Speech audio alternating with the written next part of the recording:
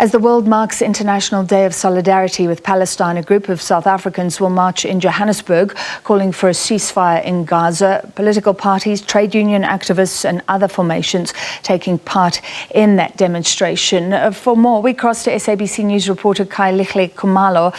Kaya, thank you for being with me. I see you're on the Nelson Mandela Bridge. What is happening now?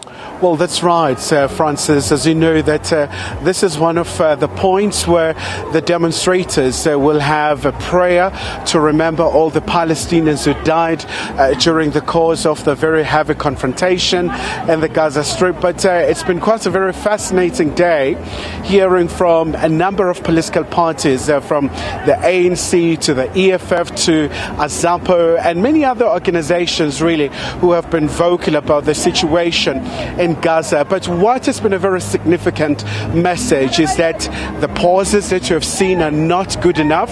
They are calling for a permanent ceasefire so that we can see just the Palestinians living a very normal life. So they are seizing an opportunity presented by this day that is recognized by the United Nations in terms of calling for a self-determination for the Palestinians. So as you know, Francis, that the demonstrators really will be going to the Constitution Hill, where they will have a rally and really just conveying a very clear message as well to the international community in terms of making sure that they deal with this conflict, but calling for the countries like the United States of America not to arm the state of Israel.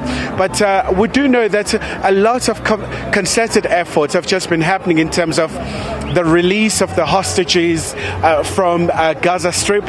But also what has been very important in this regard is that we've seen that still really coming into effect, where also some of the prisoners from Palestine have just been released.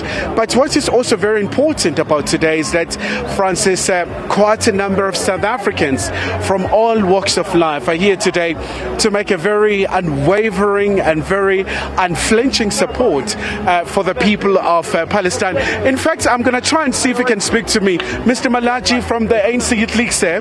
Sorry to just hijack you like that, but quite a very important day. Tell us about your presence today and your main message.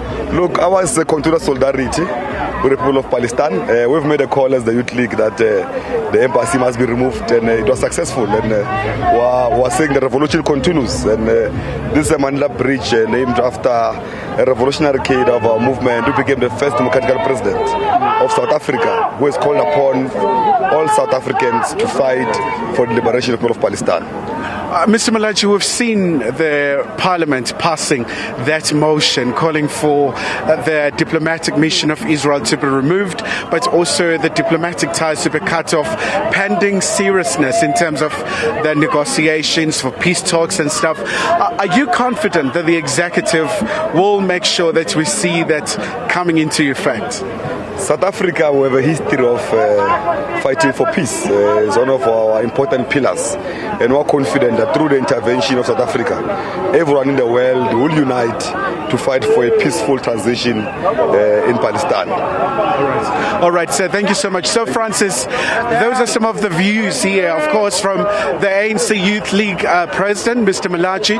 So, right now, the demonstrators are heading to the Constitution Hill. So, that's where they will have an opportunity to have a rally. So, you have quite a number of speakers. I spotted former Intelligence Minister Ronnie Kasrils is also here. I saw the leaders from the ANC here in Gauteng, but also I did also see the ANC Veterans League as well. President Snooki Zikalala is also here.